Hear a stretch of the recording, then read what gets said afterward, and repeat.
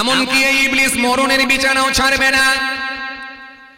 সারাটা জীবন আপনার পেছনে লেগে থাকবে, আপনার নার্ভের মধ্য দিয়ে, আপনার শিরার মধ্য দিয়ে আপনার ব্লাড সার্কুলেশন হচ্ছে, এরই ভেতর দিয়ে ইবলিস চলাচল করবে।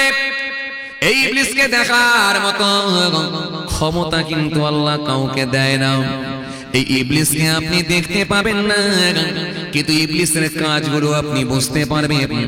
ইবলিস যখন কোনো অন্যায় কাজের দিকে মানুষকে লাগিয়ে দিতে পারে, তখন বুঝতে পারবেন এটাই হলো ইবলিসের কাজ। ইবলিসের কাজ কেমন আপনাকে আমি একটা মিসাল দিই, বুঝবেন ভালো করে। আপনি দুজন বন্ধু মিলে বিকেল বেলায় জামের গাছে বাজারে গিয়ে দুই বন্ধু মিলে বাইকটাকে দাঁড় করালেন। দাঁড় করিয়ে দুজন মিলে একটু চা খাচ্ছেন। চায়ের দোকানে টুলের ওপরে বসে বসে চা খাচ্ছেন। আর হঠাৎ করে এক বন্ধু চা খেতে খেতে চোখটা চলে গেল একটা বড় পোস্টারের দিকে। ওই দোকানের সামনে একটা পোস্টার মারা আছে, বন্ধুর চোখটা চলে গেল ওই পোস্টারের দিকে। তখন এক বন্ধু আর এক বন্ধুকে বলছে, ভাই চল একদিন সময় বের কর দেখিনি, অনেকদিন তো ঘোরাঘুরি হলো, চল একবার শাহরুখ খানের জওয়ানটা দেখে এসি, ওই দেখ পোস্টার। এই ইবলিস এটাই ক্ষমতা চেয়ে নিয়েছিল, আল্লাহ আমাকে যেন দেখতে না পায়, আমাকে ওরা দেখতে পাবে না। আমি ওদের হাত ধরে শাহরুখ খানের জওয়ান নিয়ে, শাহরুখ খানের জওয়ান দেখাতে নিয়ে যাব না, হাত ধরে নিয়ে যাব না, ঘাড় ধরে নিয়ে যাব না, শুধুমাত্র চায়ের দোকানে বসে থাকবে, চোখটা একবার ওদিকে দেখিয়ে দেব। ওর ব্রেনটাকে আমি অস করব, নতুন একটা নতুন তুমি একটা বই দেখবে, এর মাথায় আমি ঢুকিয়ে দেব। ওই ছেলেটা বন্ধুকে নিয়ে লাফিয়ে লাফিয়ে ঠিক সিনেমা হলে চলে যাবে। এটাই খালি আমি কাজ করে দেব। আল্লাহ আমাকে এই ক্ষমতাটা দেন, মানুষ যাতে আমাকে দেখতে না পায়, কিন্তু মানুষকে যেন আমি পাপ কাজের সঙ্গে ইনভলভ করাতে পারি। আল্লাহ বললেন, শোন তোকে আমি এই ক্ষমতাটা দিয়ে দিলাম। আর একটা ক্ষমতা আল্লাহ আপনি আমাকে দেন, যেহেতু জান্নাত দেবেন না, আর একটা ক্ষমতা আমাকে দেন, সেটা হলো কিয়ামত পর্যন্ত হায়াতটা আমার লম্বা করে দেন, মৃত্যু যেন আমার না হয়, কিয়ামত পর্যন্ত বাঁচতে চাই। আল্লাহ বলেন, শোন তোকে আমি এটাও দিয়ে দিলাম। যখন দুটো ক্ষমতা পেয়ে গেল, ইবলিস তখন হাসি মুখে বলেছিল, আল্লাহ যে পাওয়ার যে ক্ষমতা আপনি আমাকে দিয়েছেন, আপনার আর একটা বান্দা বান্দিকে জান্নাতের মধ্যে যেতে দেব না, সবকটাকে আমি জাহান্নামের মধ্যে ভরে দেব। আল্লাহ সেই সময় বলেছিলেন, নিজের ইজ্জতের কসম করে বলেছিলেন, ওই ইবলিস শয়তান শুনে রেখে দে, তোর বাপের নাম হলো খব্বিস, বেটার নাম হলো ইবলিস, ছেলের নাম হলো নীলবিস, শুনে রেখে দে, মায়ের নাম হলো নীলবিস, বেটার নাম হলো বেটার নাম হলো ইবলিস, বাপের নাম হলো খব্বিস। হে ইবলিস শুনে রেখে দে, তুই যে কি জিনিস আমি জানি। সুতরাং মনে রাখ, মনে রাখ, আমার বান্দাকে জাহান্নামে ঢুকাবি বলেছি, কিন্তু আমি আল্লাহ আমার ইজ্জতের কসম করে বলি, যখন তার বান্দা তোর প্রচনায় পড়ে, যখন অন্যায় কাজের সঙ্গে যখন ইনভলভ হবে, কিন্তু ওই পাপ করে করে করে করে করে করে এত গোনা পাহাড়ে যদি পরিণত হয়ে যায়, কিন্তু ওই বান্দা যখন নিজের পাপের কথা মনে করে আমি আল্লাহর কাছে একবার সারেন্ডার হয়ে চোখের পানি ছেড়ে কেঁদে কেঁদে কেঁদে কেঁদে মাফ চাইবে, আমি আল্লাহ কথা দিলাম, ওয়াদা দিলাম, তার পূর্বের সমস্ত গুনাহগুলোকে আমি মাফ করে দেব। وليست التوبة للذين يعملون السيئات حتى إذا حضر أحدهم الموت قال إني تبت أنا وعلى الذين يموتون هم كفار أولئك أعتدنا لهم عذابا عليما। কোরআন স্পষ্ট ঘোষণা দিয়েছে, ইন্নাল্লাহা ইউহিব্বুত তাওয়াবিন ওয়া ইউহিব্বুল মুতাতাহহিরিন। টেনশন নেওয়ার কোনো কারণ নাই, কিন্তু ফিরে আসাটাই হলো ব্যাপার। নিজের পাপটাকে মনে করে আল্লাহর কাছে ক্ষমা প্রার্থী হওয়াটা, এটাই হলো বড় ব্যাপার। এজন্য এই ইবলিস ছাড়বে না। যখন বান্দা ডেভেলপ করে, যখন ইবাদত করে করে আল্লাহর কাছাকাছি পৌঁছাবার জায়গা তৈরি করে, তখন ইবলিস কিন্তু তাকে বেশি টার্গেট করে। ইবলিস কিন্তু তাকে বেশি টার্গেট করে। ও আপনাকে কিচ্ছু করবে না। আপনি তাহাজ্জুদের নামাজ পড়বেন, পরে সকালবেলা একটা লিকার চা খেতে যাবেন, ব্যাস 1 লিকার চা খেতে গিয়ে আপনাকে শেষ করবে। কেমন করে শেষ করবে জানেন? কিচ্ছু নয়। ওই যে লিকার চা খাবেন, লিকার চা খেয়ে নিয়ে যখন টুলের উপরে বসে থাকবেন, ওই যে টুকটুক করে চা খাচ্ছেন, আপনি বয়স্ক মানুষ টুকটুক করে চা খাচ্ছেন, হঠাৎ করে দেখা যায় এক টাকটার বালি আপনার ভুবালির দিকে ঢুকছে। তখন ইবলিস খালি আপনার কাছে চলে আসবে। তখন আপনার কাজ হলো খালি মাথাটা চুলকে নিয়ে, পাশে আর একটা মুরব্বি বসে আছে, তখন খালি বলছেন, খালেক ভাই এ বালি কার ঢুকছে ভাই? কথা শুনছেন কি বলছি? এ বালি কার ঢুকছে? তখন খালেক ভাই একটু মাথা চুলকে নিয়ে বলছে, সত্তারের ছেলের বাড়ি ঢুকছে। বলে সত্তারের ছেলের বাড়ি ঢুকে গেল? বলো কি সত্তারের ছেলের বাড়ি ঢুকে গেল? বলে হ্যাঁ। বলে সত্তারের ছেলে কি কাজ করে বলো দেখি? বলে সত্তারের ছেলে কি কাজ করে তা আমি জানি না, তবে শুনেছি কোথাও বাইরে থাকে। বলে সত্তারের ছেলে তো কদিন আগে দেখলাম ওই যে কি বলে আমিন নিয়ে সে জায়গাটাও মাফ করছিল, আসলে কি ওটা সত্তারেরই ছেলের জায়গা? বলে হ্যাঁ ওটা সত্তারেরই ছেলের জায়গা। তখন এই চাচাটা একটু মাথা চুলকে বলছে, যাক মোটামুটি সত্তারের ছেলে তাহলে ভালোই কামাই আছে বলো। বুঝতে পারছেন? এই যে সত্তারের ছেলের ভালোই কামাই আছে বলে যখন শুরু করলো, লাস্টে আফসোস করে বলছে, আমার দুটো ছেলে তো কিছুই করতে পারলো না। মনে রাখবেন, বরবাদ করে ফেললো, সব বরবাদ করে ফেললো। এই যে তার ভেতরে ঈর্ষা হিংসা ঢুকে আছে, এটাই কিন্তু ইবলিস পথভ্রষ্ট করার একটা লাইন তৈরি করে দেবে। এই জন্য ইবলিস আপনাকে ছাড়বে না। বান্দা যখন মৃত্যুর বিছানায় পড়ে থাকবে, ওই সময় তো ইবলিস এসে হাজির হয়ে যাবে। ইবলিস একবার ডান দিকে আসবে, ইবলিস একবার বাঁ দিকে আসবে, ইবলিস একবার মাথার দিকে যাবে, ইবলিস একবার পায়ের দিকে যাবে। কখনো ইবলিস দেখা যাবে বাপের সূরাত ধরে যাবে, আবার কখনো ইবলিস যদি বাপের সূরাত ধরে যদি কায়দা না করতে পারে, মায়ের সূরাত ধরে গিয়ে হাজির হবে। মায়ের চেহারা ধরে, মায়ের সূরাত ধরে যখন ইবলিস গিয়ে পৌঁছাবে, তখন ইবলিস করুণ সুরে বলবে, তার মা সেজে বলবে, বেটা রে, হে আমার বেটা, হে আমার কলিজা ছিঁড়া বেটা, তোকে আমি বড় কষ্ট করে মানুষ করেছি বেটা। হে আমার বেটা, বড় কষ্ট করে মানুষ করেছি। হে আমার বেটা, তোকে বড় কষ্ট করে মানুষ করেছি। তুই যখন জন্মগ্রহণ করেছিলিস, মনে রাখ তার কিছুদিন পরেই তোর আব্বা মারা গিয়েছিল। আমি মা বড় কষ্ট করে লোকের বাড়িতে গায়ে গতরে খেটে থালা বাসন মেজে তোকে আমি বড় করেছি বেটা। তবে শোন, তোকে আমি নিজের স্তনের দুধ পান করিয়েছি, তোকে আমি বড় করেছি, পৃথিবীর সর্বপ্রথম আমি তোর মুখে খাবার তুলেছি। হে বেটা শোন শোন শোন, একটা কথা শোন, আজকে আমি বুঝতে পেরেছি মৃত্যুর পরে সনাতন ধর্মটাই হলো ঠিক ধর্ম। সুতরাং এই সময়তে তুই একবার বলে নে, আমি সনাতন ধর্মটা গ্রহণ করে নিলাম। যদি ওই ছেলেটা একবার মুখ দিয়ে বলে নে, যন্ত্রণার কষ্টের চোটে পড়ে যদি একবার মাত্র বলে না, মনে রাখবেন তার ঈমানটাও চলে যেতে পারে। এই জন্য ইবলিস কোনো সময় আপনাকে ছাড়বে না, এমনকি মৃত্যুর বিছানাতে। কথা বুঝতে পারছেন? জি, কথা বুঝতে পারছেন? আল্লাহর এক আবেদ বান্দা জঙ্গলের ভেতরে 20 বছর ইবাদত করেছেন, একদিন দুদিন না, 20 বছর ইবাদত করার পর ইবলিস শয়তানের চোখে লেগে গেল। ইবলিস বলছে, সব বোনাস করছে, এই লোকটা তো ভালোই ইবাদত করছে, হ্যাঁ এর উপরে তো আল্লাহ খুশি। ইবলিস বলল, দাঁড়াও তোমাকে আমি সাইজ করছি। ইবলিস কিন্তু জুব্বা পরে, বিশাল বড় দাড়ি নিয়ে, মাথায় পাগড়ি বেঁধে, হাতে একটা লাঠি নিয়ে ডুক ডুক ডুক ডুক ডুক ডুক করে ওই আবেদ মানুষটার কাছে এসে হাজির। ইবলিস যখন এসে বলছে আসসালামু আলাইকুম, এই আবেদ লোকটা, ধার্মিক লোকটা চমকে উঠেছে, উঠে দাঁড়িয়ে বলছে ওয়া আলাইকুম আসসালাম।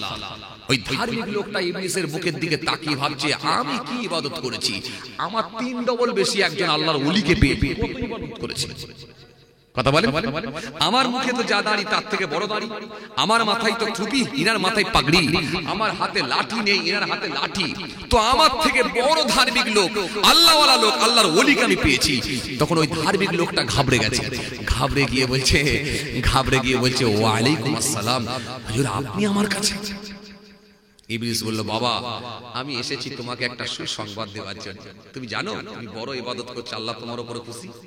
তখন এই লোকটা মনে মনে ভাবছে, তাহলে হতে পারে নবীদের জন্য ওহী আসে আর ওলিদের জন্য, কথা বলো, ওলিদের জন্য ইলহাম আসে, নবীদের জন্য ওহী আসে। ওহী হলো দুই প্রকার, একটা হলো ওহী মাতলু আর একটা হলো ওহী গায়র মাতলু। একটা জিবরাইলের মাধ্যমে, একটা জিবরাইল লাগে না, আল্লাহ ইচ্ছা করলেই জানাতে পারে। তো সুতরাং তাহলে এত বড় ধার্মিক লোক, আবেদ লোক, আল্লাহওয়ালা লোক, আল্লাহর ওলি লোক, হয়তো আল্লাহ কিছু জানিয়েছে। এই লোকটা ঘাবড়ে গেছে, খুব ঠান্ডা বেড়ে নাই। বোঝেন ইবলিস কেমন করে ধোঁকা দেয়। এইবার এই লোকটা বলছে যে হুজুর কি সুসংবাদ দেবেন আপনি? বলে, বাবা শোনো, তুমি এতটুকু জানো? বলে কি? বলে তোমার ইবাদতে কিন্তু আল্লাহ খুশি হয়ে গেছে। তুমি একদিন দুদিন নয় 20 বছর ইবাদত করছো। লোকটি চমকে গেছে, এত কথা যখন বলে দিচ্ছে তার মানে ঠিকই ধরেছি আমি। এই কথা বলে ঠিকই ধরেছি আমি, কারণ ইবলিস তো জানে। ভাইরা আমার, এই ইবলিস সেই সময় বলছে, শোনো তবে একটা কথা শোনো, একটা সুসংবাদ দেওয়ার জন্য এসেছি, এটা আল্লাহর নির্দেশ। বলে কি? বলে শোনো, আল্লাহ অপচয় কিন্তু পছন্দ করেন। কথা বলেন, অপচয় পছন্দ করেননি আল্লাহ, অপচয় কিন্তু পছন্দ করেননি। তো সুতরাং যে জিনিসটা তোমার প্রয়োজন না সেই জিনিসটা কিন্তু ব্যবহার করার দরকার নাই। এই অপচয় কিন্তু আল্লাহ পছন্দ করেননি। এই অপচয়কারী হলো শয়তানের ভাই।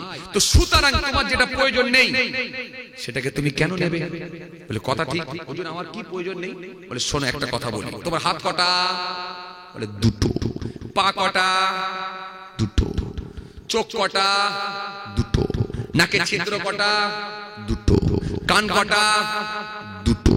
মুখ কটা? একটা। মুখ যদি বন্ধ করে দেওয়া হয় খেতে পারবে?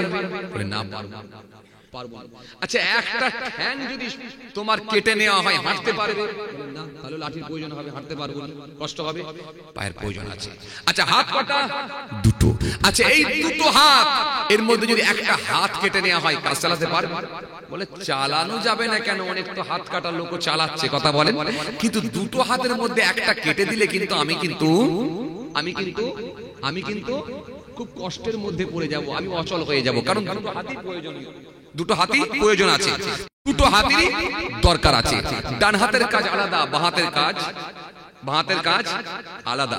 তাহলে ডান হাতের কাজ আলাদা, বাঁ হাতের কাজ আলাদা, সুতরাং দুটো হাতই দরকার আছে। তো সুতরাং হাত দুটো তাহলে দুটো দরকার, পা দুটো দরকার, কিন্তু তোমার যে দুটো কান, এই দুটো কানের দরকার আছে। যদি একটা কান বন্ধ করে দেওয়া হয় শুনতে পাবে না? বলে হ্যাঁ তা তো পাবো। বলে তাহলে কানের দুটো প্রয়োজন? আরে কথা বলে প্রয়োজন নেই। আচ্ছা চোখ কটা? দুটো। একটা চোখ যদি বন্ধ করে দেওয়া হয় একটা চোখে দেখতে পাবে, তাহলে এক চোখ বন্ধ করে দিলে আর এক চোখে সমস্যা কিছু হবে না, তাহলে একটা চোখে কাজ চলবে। আচ্ছা এবারে বলো, তোমার যে নাকে ছিদ্র করা দুটো, যদি একটা ছিদ্র বন্ধ করে দেওয়া হয় আর একটা ছিদ্রতে, জোরে বলো, একটা ছিদ্রতে কাজ চলবে, তাহলে একটা ছিদ্র বন্ধ করে দিলে আর একটা ছিদ্রতে কাজ চলবে। তাহলে দুটো নাকের ছিদ্রের প্রয়োজন নাই, নাকের দুটো ছিদ্রের প্রয়োজন নাই, কানের দুটো প্রয়োজন নেই, চোখের দুটো প্রয়োজন নেই, কিন্তু তুমি বললে হাত দুটো প্রয়োজন, পা দুটো প্রয়োজন, রেখে দিলাম। তাহলে যেগুলো প্রয়োজন নেই সেগুলোই আমাদের জন্য অপচয়, ঠিক না? এ কথা বলে বলছি ঠিক কি না? ঠিক তো? এত সহজ, আমি তো চেক করে দেখছি ওই জন্য। যেগুলো প্রয়োজন নেই সেগুলো যদি আমরা ব্যবহার না করি সমস্যা কিছু হবে?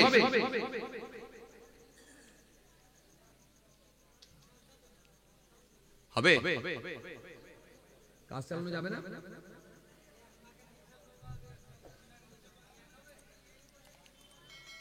আমি চালানো যাবে কি না?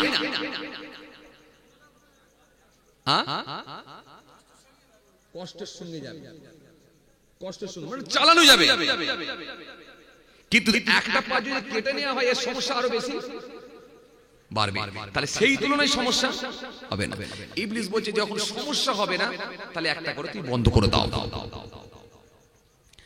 এ তরুণিয়া নওজওয়ান জামাকেরা, হে আমার মুরব্বিয়ানেরা, বাবারা শুনে খেয়ে দিন বাবা, বাবারা জেনে খেয়ে দিন বাবা।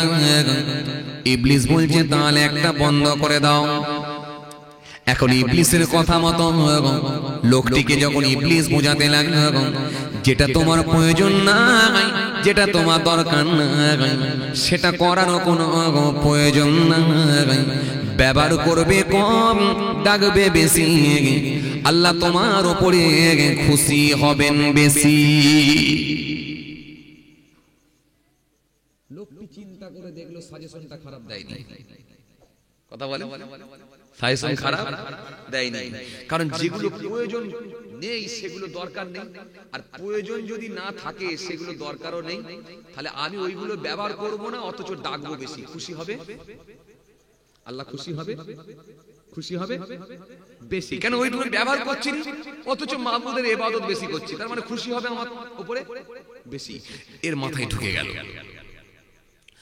লোকটিকে বলল দেরি করো না, তোমার তো যুগের প্রয়োজন নাই, একটা দিয়ে যখন কাজ চলবে তো একটা তুমি বন্ধ করে দাও। কানের দুটো প্রয়োজন নাই, এক কানে যখন কাজ চলবে একটা কান তুমি বন্ধ করে দাও। নাকের ছিদ্র বন্ধ করে দাও একটা, যদি একটা বন্ধ করে দিলে কাজ চলে তাহলে একটা বন্ধ করে দাও। বলার পরই দেখা যায় ওই মানুষটা, আগেই বলেছিলাম আলেম নয়, জাহিল লোক, আবেদ লোক, দীর্ঘদিন ধরে ইবাদত করে করে করে করে আল্লাহর ওলি হয়েছে। এই আলেম আর জাহেল লোকের ইবাদত দুটোর মধ্যে তফাৎ হবে। এটা আগেই বলেছি, জাহেল লোক যদি দরবেশ হয়ে যায়, ইবাদত যদি বেশি করে, তাকে বোকা বানাতে ইবলিসের বেশি কোনো সময় লাগবে না। আমার একটা বাচ্চাবেলার কথা মনে পড়ে গেল। তখন আমি মাদ্রাসায় পড়াশোনা করি, সম্ভবত মনে হয় ক্লাস 7 কি 8 পড়ি। তো আমি যে মাদ্রাসায় পড়তাম, ওই মাদ্রাসার খুব বড় মাদ্রাসা, সেই মাদ্রাসা এখন ফাজিল পর্যন্ত হয়েছে। আমরা যখন পড়তাম তখন মাধ্যমিক পর্যন্ত ছিল, অর্থাৎ আলেম পর্যন্ত ছিল। ওই মাদ্রাসা তখন আলেম পর্যন্ত ছিল। তো সেই মাদ্রাসা এখন খুব বড়, আলহামদুলিল্লাহ ফাজিল পর্যন্ত হয়েছে। আগামী দিনে কামেলও হয়ে যেতে পারে, একটা এরকম আলোচনা, এরকম একটা চান্স আছে। কারণ সুপারিনটেন্ডেন্ট খুব যোগ্য মানুষ, তিনি চেষ্টা চালাচ্ছেন, হয়তো কামেলও হতে পারে। যাই হোক, তো বর্তমানে এখন সেই মাদ্রাসা ফাজিল পর্যন্ত। তো এই মাদ্রাসা বাউন্ডারি, বিরাট বাউন্ডারি। এই বাউন্ডারির ভেতরেই হোস্টেল আছে আলাদা, পুকুর আছে, মসজিদ আছে। তো আমরা ওই মাদ্রাসায় যখন পড়াশোনা করতাম, মাদ্রাসার টিফিন হয়, জানেন তো, স্কুলের টিফিন হয়, 4 পিরিয়ডে ঘন্টা পড়ে যেত। টিফিন খেয়ে নিয়ে ওযু করে জোহরের নামাজ পড়ে আসতাম, একটা সময় দিত, তারপরে আবার ক্লাস চালু হতো। তো মসজিদে গিয়ে নামাজ পড়তে যাচ্ছি ওযু করে, তো এক বয়স্ক লোক দেখছি, এক বয়স্ক লোক, সে দেখছি মসজিদের যে রং করা আছে, প্যারিস রং করা আছে বা প্লাস্টার পালিশ করা আছে, বা মসজিদের যে পোটিং করা আছে, রং করা আছে, এই পোটিনের উপরে দেখি একজন লোক তায়াম্মুম করছে। কথা বুঝছেন না কিছু? তায়াম্মুম করছে। তো তায়াম্মুমের ফরজ কটা জানেন আপনারা? জানেন না? তায়াম্মুমের ফরজ হলো 3টা। একটা হচ্ছে নিয়ত করা, আর দ্বিতীয় নম্বরে কি মুখমণ্ডল মাসা করা, আর 3 নম্বরে কি 2 হাতের কোনই পর্যন্ত, টাকনা পর্যন্ত উত্তম রূপে মাসা করা। এই তায়াম্মুমের ফরজ হলো 3টা। কিন্তু এই তায়াম্মুমের জন্য কিছু শর্ত দেওয়া আছে, ওই শর্ত সাপেক্ষে আপনাকে তায়াম্মুম করতে হবে। তায়াম্মুম কিন্তু জেসে করলে হবে না, খুব ভালো করে বুঝতে হবে। পানি ব্যবহার করছেন, এই পানি ব্যবহার করলে আপনার রোগ বৃদ্ধি পেতে পারে, বেড়ে যেতে পারে। বুঝতে পারছেন? এই ছেলে, বুঝতে পারছেন কথা? কিছু একটু হ্যাঁ না কিছু দেন, বুঝতে পারছেন তো? তো তায়াম্মুম করলে আপনাকে বুঝতে হবে, আগে এই শর্তগুলো মানতে হবে, আপনাকে দেখে নিতে হবে এই শর্তের মধ্যে আপনি আসছেন কিনা। কথা বুঝছেন? তবে আপনি তায়াম্মুম করতে পারবেন। যেমন এমন একটা এলাকায় আছেন বা এরিয়ায় আছেন, এই চাঁদা ফাদা উঠবে নাকি? চাঁদা উঠবে তো খোঁজ খবর দিওনি কেন? 2 ঘন্টা ওয়াজ করিয়ে নিয়ে যেন শুনি বাবা, কথা বুঝতে পারছেন না? আর কত যন্ত্রণা সামলাবো বলো দেখি, রোজের ব্যাপার। যা কর আগে কথা বুঝতে পারছি। 2 ঘন্টা 10 মিনিট সেদিনে ওয়াজ হয়ে গেছে, তারপরে এসে বলছে হুজুর 10 মিনিটে চাঁদা উঠবে, এলাকা খুব ভালো ভালো। কি কায়দা কারণের কথা। আমি খালি মনে মনে ভাবছি যে তাহলে মাইকটা একই দিই, যদি 10 মিনিটে তুলে দিতেই পারে তাহলে আমার তো কোনো প্রয়োজনই নেই।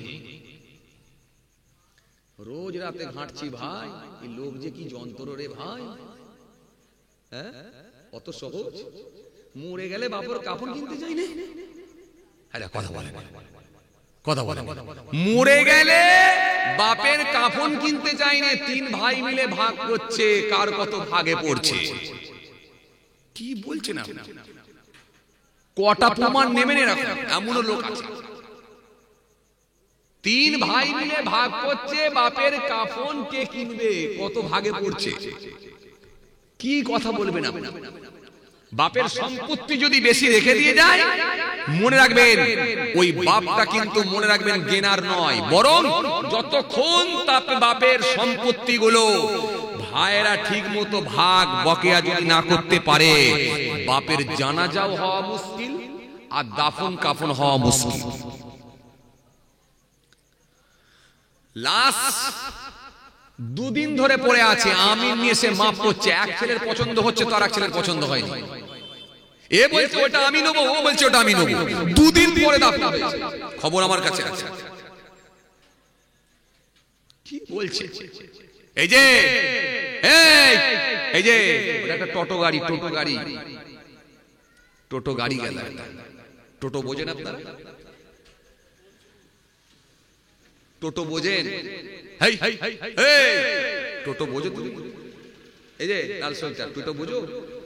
ওটা 3 চাকা একটা টোটো গাড়ি। খেয়াল কর, যে কথা বুঝাতে চাইছিলাম ভাইরা আমার, খেয়াল করেন, লক্ষ্য করেন যে কথা বুঝাতে চাইছিলাম ভাইরা আমার। মরে গেলে বাপের রেখে যাওয়া সম্পত্তি নিয়ে ছেলে ছেঁড়াছিড়ি করছে, দাফন কাফনটা পর্যন্ত করতে দেয়। কি বলছেন? এমনও জায়গা আছে, খুব কঠিন জায়গা। এই যে বেঁচে থাকলে টাকা আর নিঃশ্বাস বন্ধ হলে ফাঁকা, যতটা পারে যায় রেখে দিয়ে, যতটা পারা যায় কম ইনকাম করে সৎভাবে জীবন যাপন করে, কিছু দান ধান করে আল্লাহ রাস্তায় রেখে দিয়ে, জমা রেখে দিয়ে কবরে ঢুকে যাওয়াটাই বুদ্ধিমানের কাজ। ছেলে 3 জনকে লেখাপড়া শিখিয়ে শিক্ষিত করুন, ধর্মীয় শিক্ষা দেন, পর্যাপ্ত পরিমাণে শিক্ষা দেন, যাতে করে মৃত্যুর পরে বাপকে স্মরণ করে, নাহলে কিচ্ছু হবে না। ভেরি কেনার দরকার নাই, এই যে ভেরি কেনার দরকার নাই, 3 তলা বাড়ি করার দরকার নাই, 4টে গাড়ি কেনার দরকার নেই, 5টা জমি কেনার দরকার। আপনার ছেলেটাকে পর্যাপ্ত পরিমাণে ধর্মীয় শিক্ষা দেন, দুনিয়াবি শিক্ষা দেন, যাতে করে সে চলতে পারে এবং মৃত্যুর পরে যাতে বাপের উপকার আসতে পারে। আসেন, কোন জায়গায় আমি ছেড়ে এলাম বাপ? কোন জায়গায় ছেড়ে এলাম বাপ? বলো বলো বলো, কোন জায়গায় ছেড়ে এলাম? বলে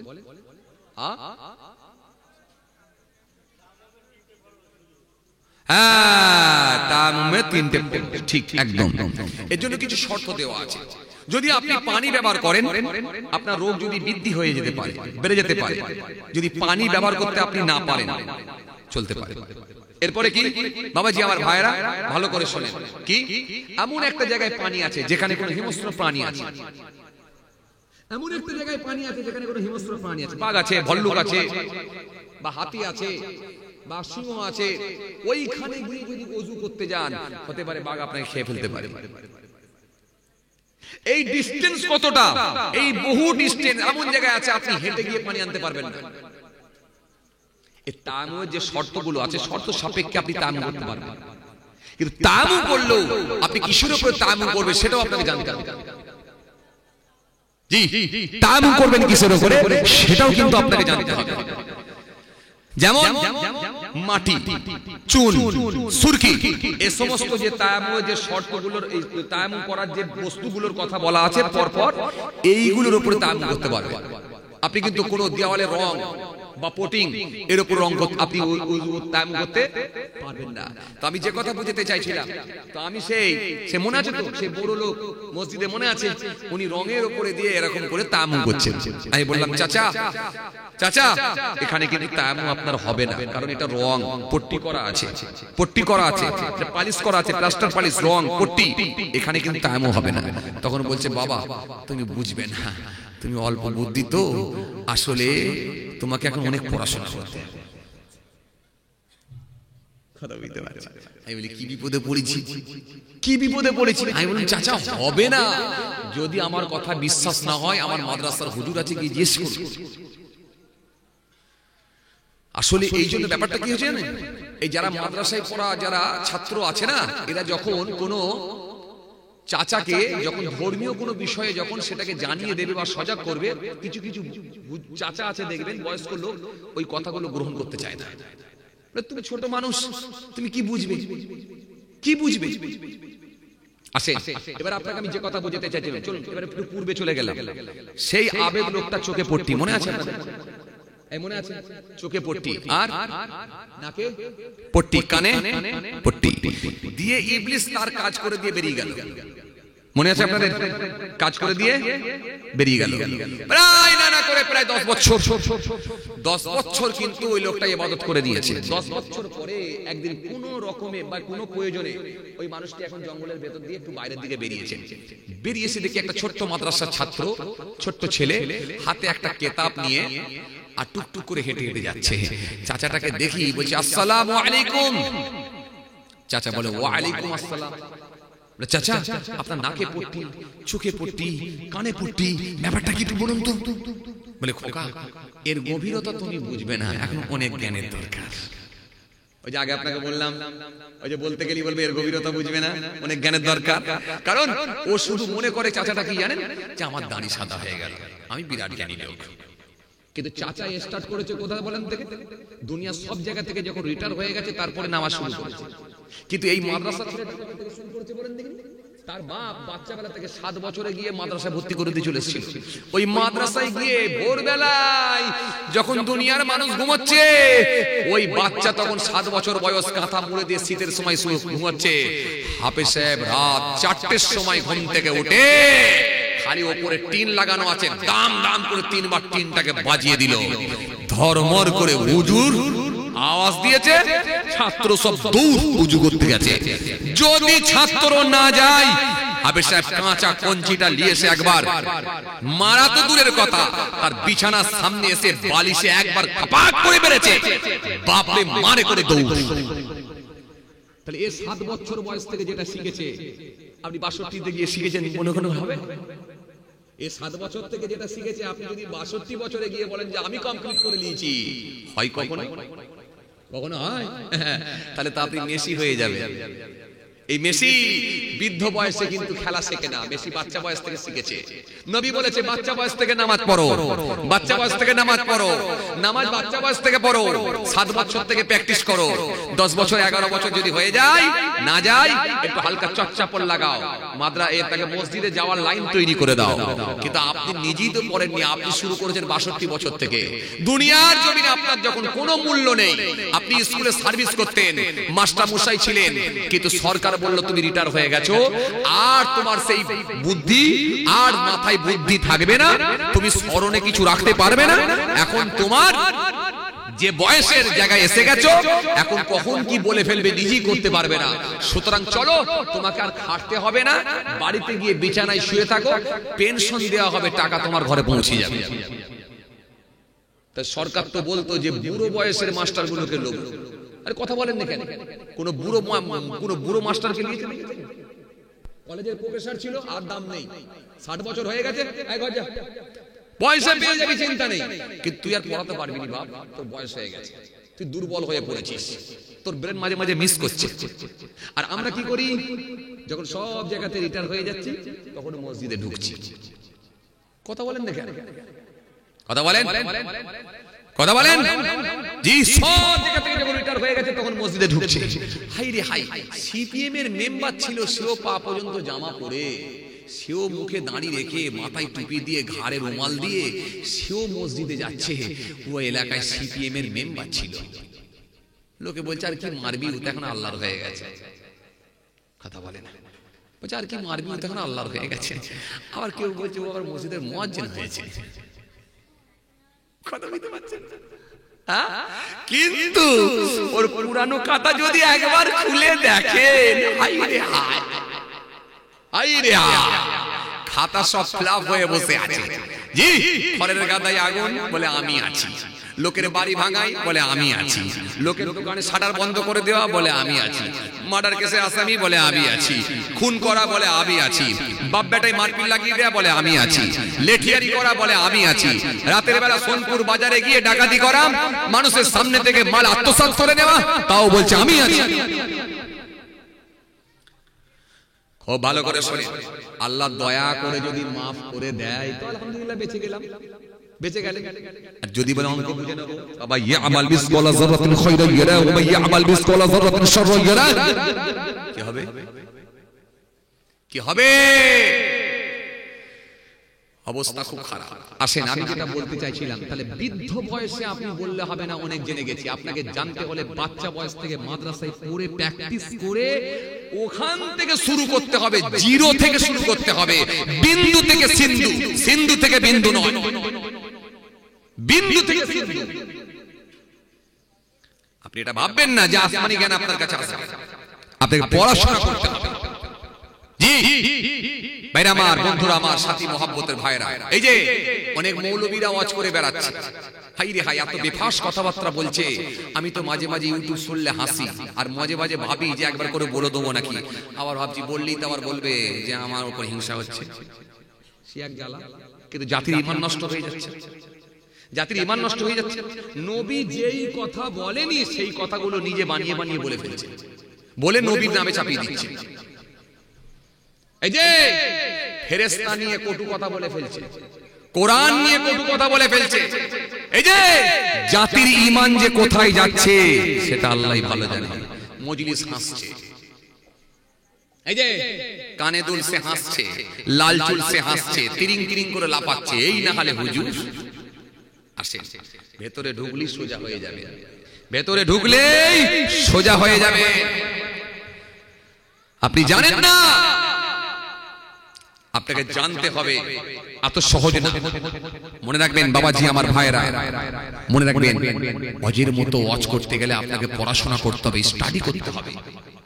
চলেন আসেন, আমি ছোট করে বুঝিয়ে দিয়ে আবার আলোচনার দিকে ফিরে যাব। আমি সূরা নিসা থেকে যে আয়াত কারিমা তেলাওয়াত করেছিলাম, ওয়াবুদুল্লাহ ওয়া লা তুশরিকু বিহি শাইয়্যা ওয়া বিল ওয়ালিদাইনি ইহসান ওয়া বিযিল কুরবা ওয়াল ইয়াতামাল মাসাকিন ওয়াল জারিল কুরবা ওয়াল জারিল জুনুব ওয়াস সাহির বিল জানবি ওয়া ইবনিস সাবিল ওয়া মা মালাকাত আইমানুকুম ইন্নাল্লাহা ইউহিব্বু মান কানা মুখতালান ফাখুরা।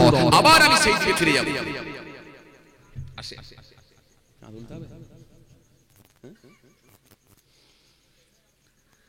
আসেন, সেই দিকে ফিরে আসেন। কোথায় ছিলাম বাবাজি? এই কোথায় ছিলাম? জঙ্গলে নাক বন্ধ। ছোট বাচ্চা ছেলেটা যখন হাতে কিতাব নিয়ে আসছে, এসে বলছে সালাম দিয়ে বলছে, চাচা এরকম অবস্থা কেন? তখন বলছে, বাবা তুমি বুঝতে পারবে না এর গভীরতা কত, চলে যাও। তখন এই বাচ্চাটা একটা কথা বলল, হুজুর চাচা শুনে রেখে নেন, আপনার নাকে পট্টি অসুবিধা নাই, কানে পট্টি অসুবিধা নাই, চোখে পট্টি অসুবিধা নাই, কিন্তু এইভাবে আপনি কতদিন মেকেছেন বলুন চাচা? তখন ওই চাচা বলল, বাবা শোনো, মাঝে মাঝে আমি পাল্টে দিয়ে, কিন্তু এটা একদিন দুদিন নয়, এইভাবে আমি 10 বছর চালাচ্ছি। তখন এই বাচ্চাটা বলল, চাচা আপনি কি নামাজের ওয়াক্তে ওযু করার পূর্বে কি আপনি খুলে ফেলেন? তখন সেই চাচাটা বলল, খুলবো কেন? তখন বাচ্চাটা বলল, চাচা মাদ্রাসার ছাত্র বলল, চাচা আসল জায়গা ধরে ফেলেছি। এই সাজেশনটা আপনাকে কে দিয়েছিল? বলে বড় একজন আল্লাহওয়ালা মানুষ মানুষ আমাকে দিয়ে গেছে। তিনি বলেছেন আল্লাহ অপচয় পছন্দ করেন না, সুতরাং তোমার যেটা পছন্দ নয় সেটাকে তুমি বন্ধ করে দাও আর বেশি বেশি করে ইবাদত করো, আল্লাহ তোমার উপর খুশি হয়ে যাবেন। ও চাচা শুনে রেখে নিন, আপনাকে যিনি এই সাজেশন দিয়ে গেছেন তিনি আর অন্য কেউ নয়, তিনি হলেন ইবলিস শয়তান। তিনি হলেন মিস্টার ইবলিস শয়তান। তিনি আপনার ওযু করতে দেয় না, আর বিনা ওযুতে আপনি নামাজ পড়েছেন। ফতোয়া কোন জায়গায় যাচ্ছে একবার দেখে নেবেন। কেন আপনি ওযু করার সময় আপনি তো পট্টি খোলেননি, তার মানে ওযু যে চারটে ফরজ, কটা ফরজ? জোরে বলো, আওয়াজ করে বলো, কটা? চারটে। এক নম্বরে জোরে বলো, এক নম্বরে হাত মুসবা করা, দু নম্বরে এক নম্বরে হাত মুসবা করা, দু নম্বরে গালে পানি দেওয়া, তিন নম্বরে মেসওয়াক করা, চার নম্বরে পায়ের গোড়ালি ধোয়া, আর 5 নম্বরে শেষ।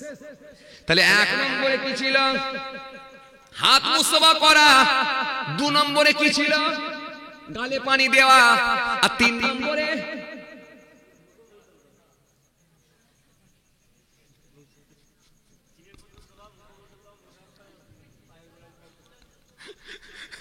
বুঝতে পারছেন না বাবাজি, গোলমালের ওপরে গোলমাল বলে না, গোলমাল একটা হবে, এই শুনেছেন বলে গোলমাল একটা হবে, পশিয়ে দিয়েছি বাবু, জানেন না? যে তাহলে 1 নম্বরে ভাই বলল হাত মুসামা করা, আমি তো ভেবেছি 2 নম্বরে তার মানে আলিঙ্গন করা। হাত মুসামার পরে কি করি আমরা? আরে কথা বলে না, বলছি হাত মুসাবার পরে আমরা কি করি? জড়িয়ে ধরি। ঈদের দিনে ধরেন না, ওই জন্যই ভাবছি হাত মুসাবার পরে মনে হয় বলবেন যে আলিঙ্গন করা, কিন্তু না। ওযুর যে 4টে ফরজ, এই ওযুর ভিতরে অনেক সুন্নত লুকিয়ে আছে, এগুলো কিন্তু আমরা জানি না। কিন্তু ওযুর 4টে ফরজ, এই 4টে ফরজ কিন্তু আমরা এখনো ঠিকঠাক জানি না। 1 নম্বরে কি? 1 নম্বরে হলো মুখমণ্ডল মাসা করম। আল্লাহ কোরআনের মধ্যে বলেছেন, সুন্দর করে বলেছেন, সুন্দর করে আল্লাহ জানিয়েছেন, ইজা যখন কুনতুম তোমরা ইচ্ছা করবে ইলা সালাত, নামাজের জন্য, ফাগসিলু ধৌত করো উজুহাকুম, তোমাদের মুখমণ্ডল, তোমাদের কথা বলো, তোমাদের মুখমণ্ডল কতটা অর্ধেকটা না পুরোটা? চলে বলো পুরোটা। বলতে কেমন? ইমামে আবু হানিফা রাহমাতুল্লাহ আলাইহির মতে এক কানের লতি থেকে নিয়ে অপর কানের লতি পর্যন্ত, চুলের গোড়া থেকে নিয়ে দাড়ি থুতনা পর্যন্ত উত্তম রূপে ধৌত করো। কবার করবে? জোরে বলো, কবার করবে? 3 বার করবে। কেন 3 বার করা হলো ফরজ নয়, 3 বার করাটা হলো সুন্নত। আমার নবী তার উম্মতদেরকে কত ভালোবাসেন। আমার নবী জানেন যে ফরজের জায়গায় যদি উম্মত ধুতে গিয়ে যদি কোনো কারণবশত পানি যদি কম মারার কারণে যদি নাকের কোণটা যদি শুকনো রয়ে যায়, চোখের পাতার ওপরটা যদি শুকনো রয়ে যায়, নাকের এই জায়গাটা যদি শুকনো রয়ে যায়, যে জায়গাগুলো আপ ডাউন আছে যদি শুকনো রয়ে যায়, ঠিকঠাক ভাবে যদি পানি পৌঁছাতে না পারে, এই পানি না পৌঁছালে তার ওযু হবে না, আর ওযু না হলে তার নামাজ, বলো নামাজ হবে না। এই জন্য আমার নবী বলে, আমার উম্মতেরা 3 বার করে কর। 3 বার করে করলে কি হবে? শুকনো থাকার কোনো সম্ভাবনা থাকবে না। এই জন্য আমার নবী শিখিয়েছেন 3 বার করে তোমরা ধৌত করো।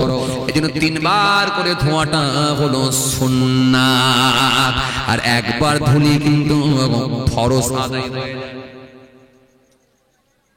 এবারে চুলের গোড়া থেকে নারী থুতনা পর্যন্ত ইমামে আবু হানিফা রাহমাতুল্লাহ আলাইহির মতে এক কানের লতি থেকে অপর কানের লতি, চুলের গোড়া থেকে নারী থুতনা পর্যন্ত উত্তম রূপে ধৌত করা। এরপরে কি ফাগসিলু উজুহাকুম ওয়া আইদিয়াকুম ইলাল মারাফিক, ওয়া আইদিয়াকুম তোমাদের হাত ইলাল মারাফিক কোনই পর্যন্ত, টাকনা পর্যন্ত, কোনই পর্যন্ত। এটা উত্তম রূপে ধুতে হবে। 50% ধোবেন আর 50% শুকনো রেখে দেবেন, ওযু কিন্তু হবে না। এই কয়েকদিন আগে জুম্মার নামাজ পড়তে যাব, আমি দেখতে পেলাম এক বয়স্ক লোক, চাচা, মুখ ভরা দাড়ি, তিনি দেখছি ওযু করছে, ওযু ট্যাপ থেকে পানি নিচ্ছে, নিয়ে খালি ওপরটা বুলিয়ে দিচ্ছে। কথা বলে ওপরটা বুলিয়ে দিচ্ছে, ওপরটা বুলিয়ে দিচ্ছে মানে নিচের দিকটা শুকনো ফাঁকা। এই জন্য ওযু যখন করতে বসবেন আপনাকে হাতটাকে উত্তম রূপে ধৌত করতে হবে, এমনকি আঙুলের গোড়াগুলো, ভিতরগুলো আপনাকে খেলাল করে নিতে হবে। না হলে যদি এই জায়গাগুলো শুকনো রয়ে যায়, ওযু কিন্তু কমপ্লিট হবে না। কথা বুঝতে পারছেন কি বলছি? তাহলে এরপরে কি? ও বাবাজি আমার ভাইরা ভালো করে শুনে রেখে দিন। তাহলে হাত ধুলেন, মুখমণ্ডল ধুলেন, হাত ধুলেন, ওয়াইদিয়াকুম ইলাল মারাফিক, ওয়ামসাহু মাসা করো বিরুসিকুম তোমাদের মাথা মাসা করো। ইমামে আবু হানিফা রাহমাতুল্লাহ আলাইহির মতে 4 ভাগের 1 ভাগ মাসা করো। যারা বলছে ইমাম মানি না, তাদেরকে আমি কোশ্চেন করতে চাই, তাহলে তোমরা কি পুরো মাথা বালতিতে ডুবাও, হ্যাঁ কি না? কথা বলে না, কথা মনে বুঝতে পারে। কিছু মানুষ আছে তারা বলে ইমাম মানি না, আছে না? ইমাম যদি না মানো, ইমাম শাফির মত নেবে না, ইমাম আবু হানিফার মত নেবে না, ইমাম আহমদ বিন হাম্বলের মত নেবে না, কারোর মত নেবে না। চলো 4 ইমামের কোন ইমামে অনুসরণ করবে না। তাহলে ওযু যখন করবে আল্লাহ বলে মাথা মাসা করো। এই মাথাটা মাসা করবে, মাথায় যে পানি লাগাবে কতটা দেবে? পুরো মাথা কি বালতিতে ডুবাবে? তার বেলায় ডুবাবে না, আসল জায়গায় কিন্তু আসবে না। আসলে 4 ভাগের 1 ভাগ মাসা করো। ইমামে আবু হানিফা রাহমাতুল্লাহ আলাইহির মতে 4 ভাগের 1 ভাগ তোমরা মাথা মাসা করো। এই মাথা মাসাটা আপনাকে করে নিতে হবে। এই জন্য বাবাজি আমার ভাইরা, মাথা মাসা করা এটা হলো ফরজ। তাহলে মুখমণ্ডল, হাতের টাকনা কোনায় পর্যন্ত আর মাথা মাসা এটা হলো ফরজ। ও আইদিয়াকুম তোমাদের পা ইলাল পর্যন্ত, টাকনা পর্যন্ত, ওয়ামসাহু মাসা করো বিরুসিকুম তোমাদের মাথা, ওয়ারজুলাকুম তোমাদের পা টাকনা পর্যন্ত, গোড়ালি পর্যন্ত। এবারে পাটা যখন ধৌত করবে গোড়ালি পর্যন্ত ধোবে। একটু বেড়ে যাক অসুবিধা নাই, কিন্তু কমে না যায়। এবারে পাটা যখন ধৌত করবে, শীতকাল হোক আর গ্রীষ্মকাল হোক, ভিতরে মনে রাখবে গাঁট পর্যন্ত উত্তম রূপে ধোবে। পায়ের নিচে একটা জায়গা আছে দেখবেন, বাঁকানো জায়গা আছে দেখবেন, এই যে আপ ডাউন, এই জায়গাটায় আপনাকে পানি পৌঁছাতে হবে। যদি ওপর দিক দিয়ে শুধু পানি মেরে দেন তাহলে পানি না পৌঁছায়, তাহলে আপনাকে মনে রাখতে হবে ওযুর জায়গা কিন্তু শুকনো রয়ে গেল, এজন্য কিন্তু ওযু হলো না। তাহলে এই হলো ওযুর 4টে ফরজ। এরপরে আপনি অনেক কিছু করেন।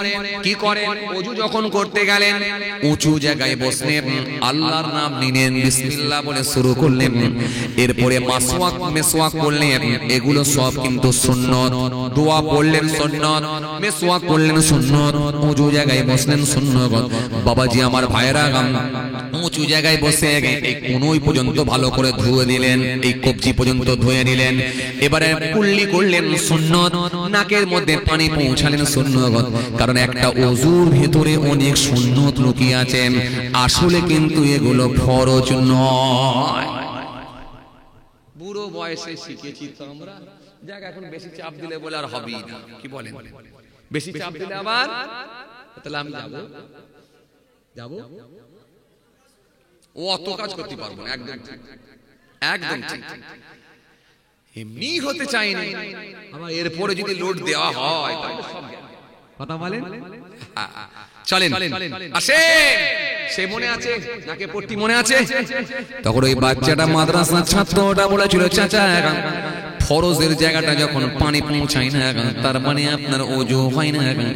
আর যিনি আপনাকে বুদ্ধি পরামর্শ সাজেশন দিয়ে গেছেন তিনি হলেন মিস্টার ইবলিস, শয়তান সাহেব। চলে যান। এরপরে যদি আমার বিশ্বাস না হয়, আমার কথা যদি বিশ্বাস না হয়, ও চাচা এতদিন ওযু করছেন, ওযু হয় না, নামাজও হয় না, সব বরবাদ হয়ে গেছে। যান, আপনাকে যিনি সাজেশন দিয়েছেন তিনি হলেন মিস্টার ইবলিস, শয়তান।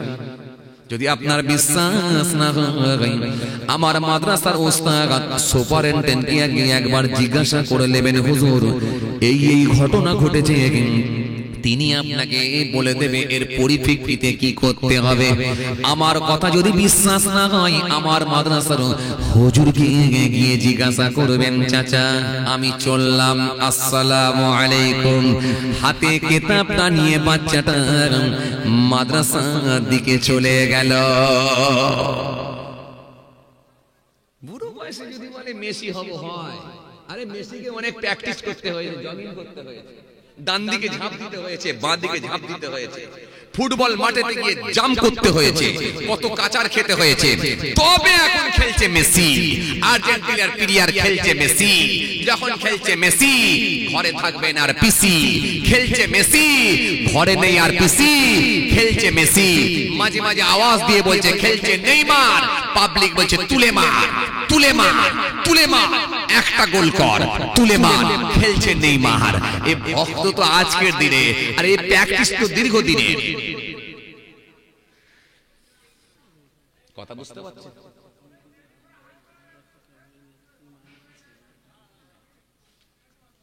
আচ্ছা সেটা না হলে চাল পয়সার কিছু ব্যাপার নেই।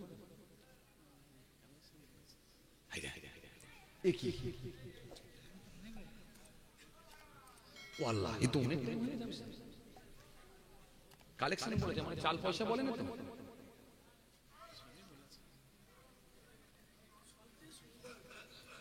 হ্যাঁ সবে শুরু করব, ও সব কিছু দিয়ে শুরু করব। ও বিরিয়ানি করব বলছে, এবারে বিরিয়ানি হয় না, খিচুড়ি তো ভালো জিনিস হয়েছে তো। এই পাঁচ মিশালি খাবারই খাওয়া ভালো, এতে বরং শরীরের উপকার আছে। পুঁই শাক থাকবে, ফুলকপি থাকবে, বাঁধাকপি থাকবে, মাঠ থেকে নিয়ে একটু করে দিয়ে দেবে।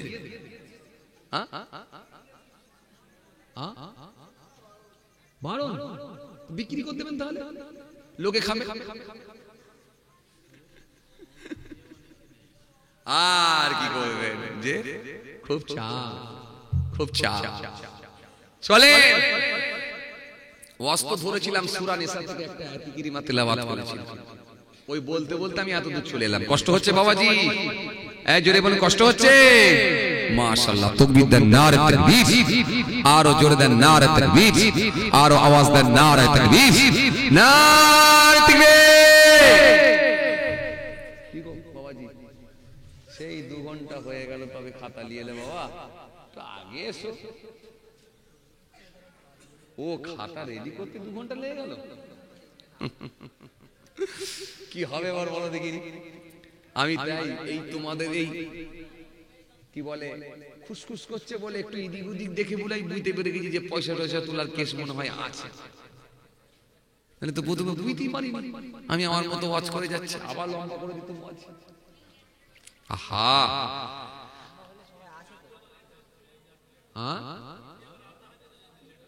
খিচুড়ি লেট রান্না হয়নি এখনো, তো একবারে সেহরি খাওয়াবে নাকি? কি বলছেন? কোথা আছে? কোথায় লোক আছে? মজলিসে? ও বাবা, মজলিসে বলছে লোক আছে তো হুজুর। বলে লোক আছে যতক্ষণ চালিয়ে যান হুজুর ততক্ষণ। মানে এরা না পালালে ওয়াজ কিন্তু বন্ধ নেই, সে একদিনই হোক, 2 দিনই হোক, 3 দিনই হোক। আমার চান মাঝে মাঝে খেতে খালি দেবে, খেতে নিয়ে যাবে, নিয়ে যাবে তো নাকি এইখানেই বসে খাওয়াবে। একটা বডি বলতে হবে।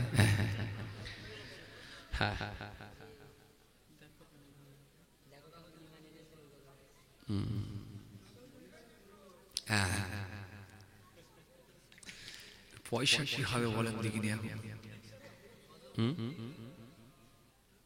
হবে হবে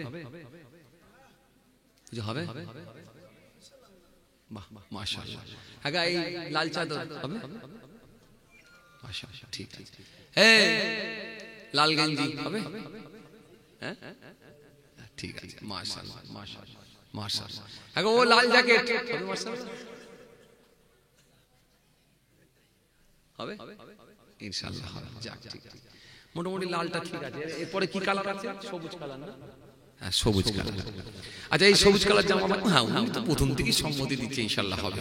জি আচ্ছা এইদিকে সবুজ জামা ভাই হবে? হবে বাঁ দিকে হাল নাড়ছে, রেড সিগন্যাল নাই তো বাঁ দিকে? ঠিক ঠিক। একবার তাকবীর দেন, নারে তাকবীর, মাশাআল্লাহ। আর একবার দেন নারে তাকবীর, জোরে দেন নারে তাকবীর। দুরূদ শরীফ আল্লাহুম্মা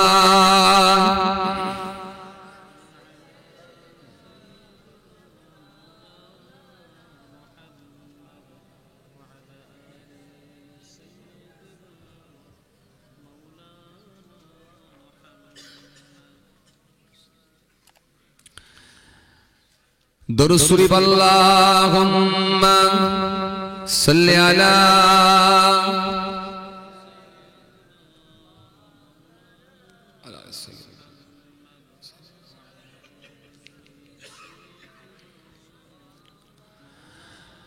বেঁচে যদি থাকো দাদা হজরগণ, বেঁচে যদি থাকো দাদা হজরগণ, শুধু শুনিত না বাংলার মানুষগণ, এটা দাদা হুজুরের কারাম, যিনি বাংলার মুজাদ্দিদ,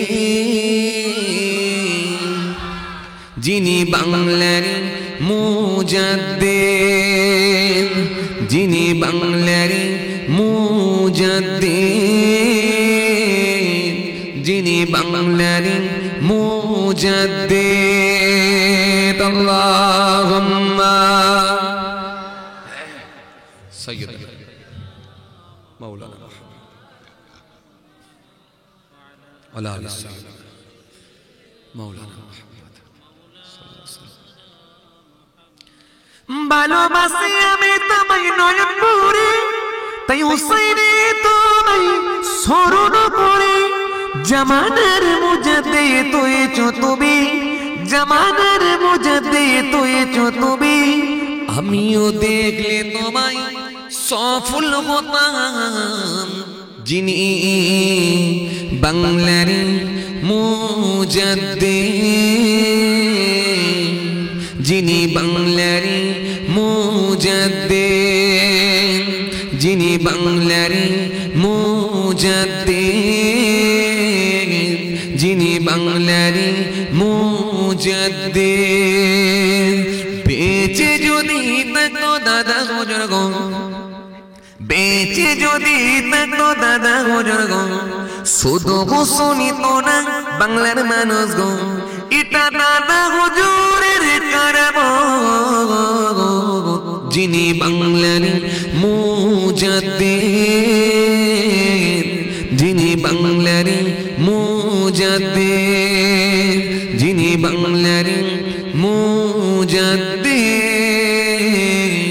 যিনি বাংলার মুজাদ্দিদ। আল্লাহুম্মা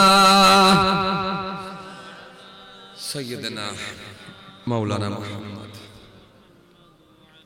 ওয়ালা আলি আমার দিনদার ইমানদার নেক আল্লাহর ভাইরা, মাশাআল্লাহ আলহামদুলিল্লাহ আপনারা অনেক সময় দিয়েছেন, আল্লাহ কবুল করেন। যাই হোক সংক্ষিপ্ত কিছু বয়ান করেছি, তবে আমি কোরআনের ছোট্ট একটা আয়াতে কারিমা তেলাওয়াতকে, আয়াতে কারিমাকে সামনে রেখে কিছু সময় আলোচনা করতে চেয়েছিলাম। তো যাই হোক আর আমি সময় নেব না বা লম্বা করব না, যেহেতু আপনারা সবই জানেন, বুঝতেই পারছেন আমার ভাইরা বড় কষ্ট করে আজকের এই মাহফিল দিয়েছে। আপনাদের দানেতে, আপনাদের সহযোগিতায় আল্লাহ করিয়েছেন। প্রতি বছরের ন্যায় এই বছর, তাই তো নাকি প্রতি বছরের ন্যায় এবছরও আল্লাহ করিয়ে নিয়েছেন এই ইসালের সওয়াবের মাহফিল, জিকরুল্লাহ জিকরুন নবীর মাহফিল। এই মাহফিল আল্লাহ কবুল করেন, আমরা জোরে বলি আল্লাহুম্মা আমিন। আল্লাহ এই মাহফিলকে কবুল করেন, আল্লাহ এই মাহফিলটা আমাদের সকলের জন্য নাজাতের ওসিলা বানিয়ে দেন, আমরা জোরে বলি আল্লাহুম্মা আমিন। যাই হোক সবাই চলেন, আসেন, আপনারা দান দেন জানি, আপনারা দান দেন জানি, সকলে দান দেবেন। জি, দান করলে লস নাই, কোরআন স্পষ্ট ঘোষণা দিয়েছে ইয়ামহাকুল্লাহু রিবা, ইয়ামহাকুল্লাহু রিবা ওয়া ইউরবিস সাদাকা, আল্লাহু ইউহিব্বু কুল্লা কাফারিন আযীম। আল্লাহ স্পষ্ট ঘোষণা দিয়েছে, কোরআন শরীফের মধ্যে আল্লাহ বলেছেন, জি, ইয়া আইয়ুহাল্লাযীনা আমানু তাকুল্লাহ ওয়া যারু মা বাকিয়া মিনার রিবা ইন কুনতুম মুমিনিন।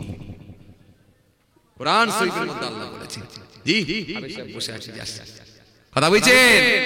আল্লাহ দান সাদকা সম্পর্কে একাধিক আয়াত দিয়েছেন, ওয়া হাল্লাল্লাহু ওয়া হারামা রিবা, ক্রয় বিক্রয় তোমাদের জন্য বৈধ করা হয়েছে আর সুদ তোমাদের জন্য হারাম করে দেওয়া হয়েছে। কথা বুঝতে পারছেন বাবাজি? আসেন, চলেন। দান তো আপনারা দেবেন জানি, কারণ আপনাদের এলাকার মানুষের দানেতেই তো আল্লাহ করিয়েছে, নাকি না? বিহারের লোক দিয়েছে, এবছরে বিহারের লোক দিয়েছে নাকি? কোচবিহার, মুর্শিদাবাদ, মালদা, জলপাইগুড়ি, শিলিগুড়ি, আহমেদাবাদ, মিরাট, সুরাট, না কোন জায়গায় দিয়েছে। কোথায়? এটা ভাঙড় তো নাকি? ভাঙড় সাব ডিভিশন, কাশীপুর থানা সাব ডিভিশন ভাঙড় তো নাকি গো? হ্যাঁ তাই তো নাকি? এই সাব ডিভিশন ভাঙড় সাব ডিভিশন, এই এলাকা, এই থানা, এই চত্বরের মানুষ আপনাদের দানেতেই আল্লাহ কিন্তু করিয়েছে। ভাঙড় এলাকার নাম আছে। জলসা সব থেকে বেশি কোথায় হয়? ভাঙড়ে। হুজুর সব থেকে বেশি কোথায় পাওয়া যায়? ভাঙড়ে। বক্তা কোথায় সব থেকে বেশি পাওয়া যায়? ভাঙড়ে। শ্রোতা কোথায় সব থেকে বেশি পাওয়া যায়? ভাঙড়ে। মারপিট কোথায় বেশি হয়? ভাঙড়ে।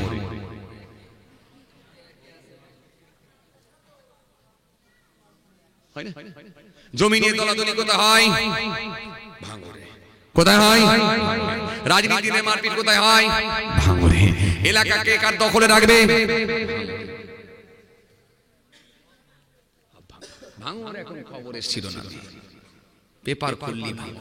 তো যাই হোক, আলহামদুলিল্লাহ বেশ কিছুদিন ধরে দেখছি যে একটু শিথিল হয়ে আছে। যাক বাবা, এই নিউট্রালি চলুক বাবা, জোয়ার ভাটার দরকার নেই, পানি মোটামুটি ভেসে থাকলেই হবে, মোটামুটি যেন ভেসে থাকলেই হবে, জোয়ারেরও দরকার নেই, ভাটারও দরকার নেই। নেতারা যখন গরম করবে আপনারা গরম হবেন না। খালি যে নেতা আপনাকে গরম করতে চাইবে না, নেতাকে বলবেন দাদা আছি, অসুবিধা নেই, আপনি আগে চলুন, পাশে আছি। খালি একটা কথা বলবেন, দাদা অসুবিধা নেই, আপনারা যেমন পরিবার আছে, আপনারও ছেলে মেয়ে আছে, আমারও আছে, কিন্তু আপনার জানে এত ভয় কেন?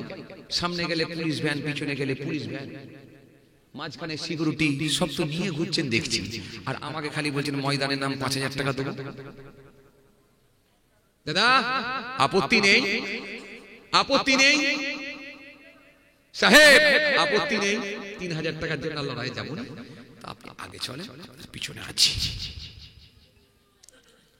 আপনি যদি ময়দানে থাকেন, ফিল্ডে থাকেন, স্পটে থাকেন, আমাদের থাকতে আপত্তি নেই। কেন? আপনি তো নেতা। খুব ভালো করে বুঝবেন, আমার সঙ্গে কারো ঝগড়া নেই, আমার সঙ্গে কারো ঝগড়া নেই, কারণ মনোমালিন্য, কাউকে আমি ইন্ডিকেট করেও বলি না, কারোর বিরোধিতাও করি না। দুঃখ আমার একটা লাগে, সেটা হলো আমার একটা কওমের ভাই একটা বাচ্চাকে ফু দিতে যখন নিয়ে এসে বলছে হুজুর হুজুর হুজুর হুজুর 2.5 বছর বয়স, এই ছেলেটার বাপটাই কদিন আগে মারা গেল। তখন আমার চোখে পানি চলে আসে, তখন আমার চোখে পানি চলে আসে। আমার একটা ভাই, আমারই একটা ভাই, চোখে পানি চলে আসে। 2.5 বছরে বাপ মারা হয়ে গেল। 2.5 বছর। মা ভালো করে শুনেন, 7 মাসের বাচ্চাকে ছেড়ে দিয়ে বাপ চলে গেল। তখন আমার একটু দুঃখ লাগে, কষ্ট লাগে, আমারই ভাই। এই জন্য বলবো ভাই, নেতাদের কথাই শুনবেন না, নেতাদের প্রচনায় পা দেবেন না, কোন টোপ কিন্তু খাবেন না।